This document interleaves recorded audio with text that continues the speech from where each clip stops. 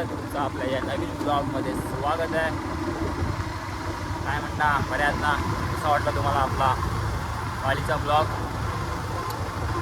थोडा व्हॉईसमध्ये थोडंसं इकडे तिकडे झालेलं, पण ठीक आहे, चालता आहे. तर आपण आज सुद्धा असंच एक ब्लॉग बनवणार आहोत. तर तुम्ही कधी आता अलिबागला किंवा किमला वगैरे अशा आलात, तुम्ही प्लॅनिंग केली तर तुम्ही फक्त असे बीचची वगैरे प्लॅनिंग करता किंवा तुम्हाला बीचेस दाखवतात सिनरीसाठी वगैरे. तर आज तुम्हाला मी जसं आपण पालीला गेलो ना, तसंच किमला एक प्राचीन मंदिर आहे, काळभैरव मंदिर म्हणून. तर आज तुम्हाला मी तो मंदिर दाखवतो. तो सुद्धा एवढा असा म्हणजे खूप साऱ्या स्टोरीज आहेत त्याच्यावरती पण. तर तिथे काही सहजासहजी कोण जात नाही, कारण कोणाला असं काही माहिती नाही. तर आज तुम्हाला मी तिकडेच नेणार आहे. तर चला जाऊया किमला. तर गाईज हा बघा, हा आपला स्टॉप आहे. आपण इकडे राहतो. हा मांडव्याकडून येणारा रस्ता आहे, जो मुंबईवरून रोरो वगैरे येते. तर इकडून मांडव्यावरून येतात, इकडून सरळ इकडे गेलात की इकडे अलिबागला जायला रोड आहे. ना बघा आपला समीर आंबरे. या साईडलाच किमला जायचं आहे आपल्याला. तर हा बघा समीर आंबरे. ऑल दस कुठे चाललास? ओके ना? ठीक. तर काय बोलशील आपल्या चॅनलबद्दल? काय मस्त चाललं आहे, एकदम प्रगती, चांगलं नवीन बघायला भेटतोय. म्हणजे असं चालू राहून दे आणि आम्हाला पण बाहेरची माहिती भेटून दे. यस. तर चला गाईज, आता जाऊया आपण. तुम्हाला मंदिर दाखवतो.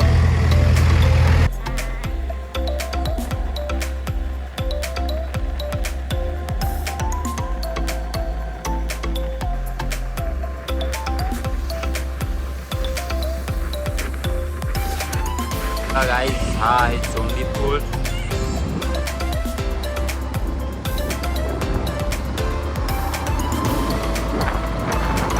हा ब्रिज आपल्याला क्रॉस करावा लागतो. जर आपल्याला अलिबागला जायचं असेल तर आपल्याला ब्रिजवरूनच जायला लागतो.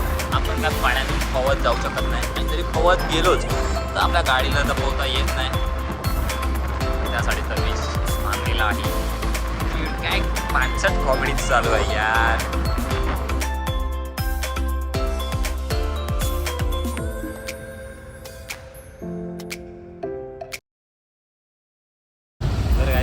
आपण आहोत चोंडी नाक्यावरती. ट्रॅफिक बघितली असाल, ते ट्रॅफिक आहे इकडे. तर आपण आलो या साईडून मांडवा रोडने. तर तुम्ही जर सरळ गेला तिकडे ना, तर इकडे या साईडला अलिबाग आहे. तर आपल्याला रोड क्रॉस करून जायचं आहे ह्या साईडला, जो किमला जाणारा रस्ता आहे. तर गाईज स्वतः आपण आतमध्ये किम रोडला आलेलो आहोत.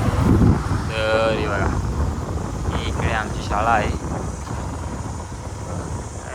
सुंदर अशी शाळा आहे, बघू शकता का. इकडे ही शाळा आमची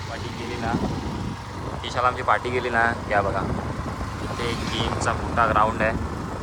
इकडे सुद्धा मोठे मोठे टुर्नामेंट वगैरे होतात, लीग्स वगैरे होतात. आता इथे अकॅडमीसुद्धा आहे. इथे लेझर क्रिकेट त्याची प्रॅक्टिस चालू आहे. तर लेझर क्रिकेट त्याची प्रॅक्टिस चालू आहे. तर खूप काही असं आहे या साईडला सुद्धा, की अजून काही माहिती नाही आहे. बट टाकू आपण एक्सप्लोर करूया आता सर्व काही. त्यासाठीच आपण ब्लॉगिंग सुरू केली आहे. तर चला जाऊया आता बीचवरती नाही, बीचचं थोडा आधी आपला मंदिर आहे तिथे जाऊया. तर चला भेटूया आता डायरेक्ट. मित्रांनो, जेव्हा तुम्ही किममध्ये याल ना, तेव्हा तुम्हाला समोर आहे ना एक असा हे दिसेल ना बघा, किम म्हणून. तर इथून दोन रस्ते येतात, एक लेफ्ट साईडला अँड राईट साईडला. आपल्याला जायचं आहे राईट घेऊन. ही जी कमान दिसते ना, तिथे आतमध्ये जायचं आहे. ठीक आहे. तर गाईज आता आपण फायनली इथे पोचलेलो आहोत. म्हणजे किममध्ये तिथे आपण डायरेक्ट आलो ना, म्हणजे एक मेन बीचला जायला रोड लागतो आणि एक कामत साईडला जायला रोड लागतो. तिथे कामत साईडच्या राईट मारायचं आहे. इथून नेक्स्ट लगेच लेफ्ट साईडला एक कमान लागते. तिथून गाडी जर तुम्ही आम्हाला आतमध्ये टाकलीत ना, ते बघा इथे आल्यावर तुम्हाला लगेच कमान दिसेल. हे बघा. मी आता आतमध्ये आहे, तुम्हाला मी आतमधून दाखवतो आहे. बॅक साईड आहे कमानीची. तर तुम्हाला आता मंदिर दिसलंच आहे. तर बघा तिथून शहरात आलात ना की लगेच हा मंदिर लागतो. बघा आहेच काय भारी असं मंदिर आहे. जाणवलेले म्हणावे असे यांचे भांडण म्हणजे ब्रह्मा आणि विष्णू यांचे भांडण होते. सर्व वेदांशी विवाद झाले. वेदांकडून आले उत्तर तेच आता जाणून घ्यावे.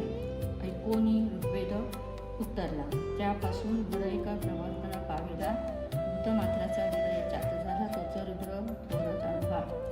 विचार करून यजुर्वेद बोले उगद्वारे याचे अर्चन झाले. स्वयंप्रमाण स्वामी यज्ञ यागांचा शिवतो थोर जाणा सर्वांचा. सामवेदाचे असे सांगणे जयात चाले विश्वभूमन तारांगणे. जयाचे कळती योगजन ध्यान तया तेजे जडे ब्रह्म पूर्ण. असा तो सर्वधारक त्र्यंबक श्रेष्ठाची जाणा. अथर्वाचे उत्तर नसे दुसरे भक्तांचे दुःख जो दूर करी. कैवल्य रूप रुंडमाळ धारक श्री शंकर श्रेष्ठ भरे. अशी उत्तरे वेदांची ऐकून विष्णू ब्रह्मा गेले संतापून. दोघांचं पण भांडण झालं. अमूर्त सनातन प्रणवाला समूर्त साकार होत चला. स्वयं ज्योती शंकर भगवान सर्वश्रेष्ठ देवा जाणा. तरी भांडण संपेना दोघांचे अज्ञान झाले ना त्यांचे. तेव्हा घडे एक चमत्कार अकस्मात ज्योती घेई आकार. प्रकाश दिव्य विश्वव्यापी वाटला. ज्योतीतून आले एक बालक मुखी दिव्य प्रभागळी झाकून.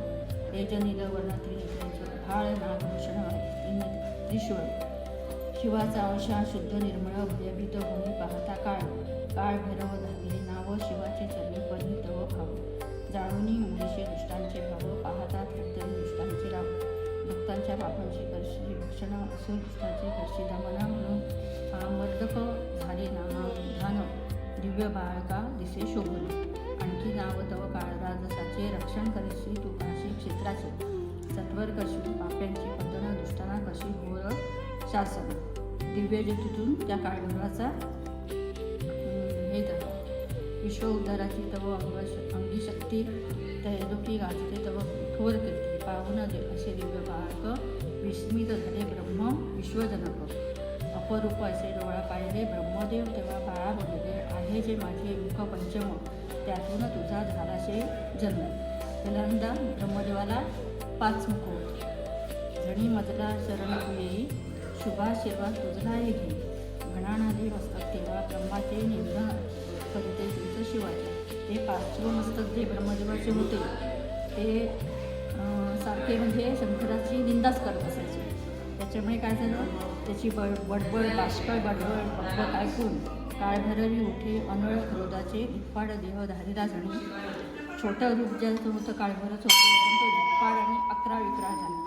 11 विक्राळ रूप धरणी लाल डोळे ओळखीतली आग. ब्रह्मासेवन लागले ढग. काढून बाहेर करंगळी म्हणजे करंगळी जनक बाहेर काढलं काळभैरवाने. आणि पंचमुखाची छाटली मुली म्हणजे जे 5वं मुख होतं ते त्यांनी त्या नखानी त्याचं कापून टाकला. नखानी त्याच्या केला. त्याच्यानंतर त्या ब्रह्मदेवाला आपली चूक कळली की आपण चुकीचं बोललो म्हणून. ब्रह्मांड नायका चरणास वंचतो तुझ्या बालका. जवळणी कर विष्णू ही राती. भैरव सुतीने आनंदे नाती. म्हणजे दोघांना पण ते आपली चूक कळली की आपल्यापेक्षा शंकर श्रेष्ठ आहे. आणि त्या शंकराच्या ह्याच्यातून काळभैरवाचा जन्म झाला ज्योतीतून. क्षणात संपला अहम दोघांचा. मनात प्रकाश सत्य ज्ञानाचा. समोर प्रगटे अवतार शिवाचा. बाळरूपी काळभैरवाचा. देवांनी केलेली कुलांची सृष्टी. आनंदे नाहली सारी सृष्टी. शंकर दृष्टी अति दयाळू. दोघांना अभैरी कृपाळू. शिववले ब्रह्माने नारायणा. भैरव अवतार माझा जाणा. दूर करण्या तुमचे अज्ञान. अहम घात मुठा जाणा नारायण. अष्टभैरव हे माझे अवतार. काळभैरवा त्यातही थोर. अन्य 3 रूपे काळभैरवाची अदृश्य असतील सदैव चालते. ज्ञानी जे हे काळभैरवाचं जे आहे त्या काशीला असतो. आणि काशीला गेल्यानंतर त्याचं जे पाप केलं होतं ना त्याने ब्रह्मदेवाचं मुख छाटलं होतं ते. त्याच्यामुळे मी शंकराने सांगितलं की तू काशीला जा. काशीला गेल्यानंतर तिथे तू काशीचं संरक्षण कर. आणि तिथे तुझं ते पाप केलेलं आहे ते झालं. त्याच्यामुळे मग काशीला गेल्यानंतर त्याचं ते हे होतं ते काय ब्रह्मदेवाचं जे नखाने जे नखाने कापलेलं. कापलेलं होतं ते तिथे बाहेर पडलं आणि त्याच्यानंतर काळभैरव तिथे स्थित झालं.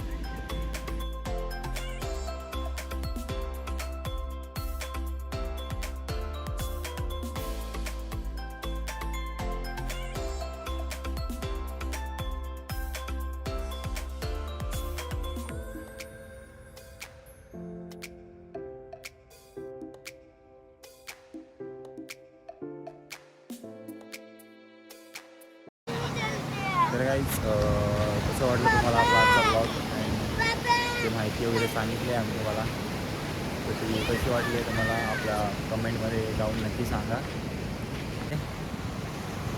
तर चला भेटूया होता आपण आपल्या पुढल्या ब्लॉगमध्ये. जर आपल्या चॅनलला तुम्ही नवीनच असाल तर सबस्क्राईब करायला विसरू नका, लाईक करा, कमेंट करा, शेअर करा आणि परत एकदा आपल्या चॅनलला सबस्क्राईब करायला विसरू नका.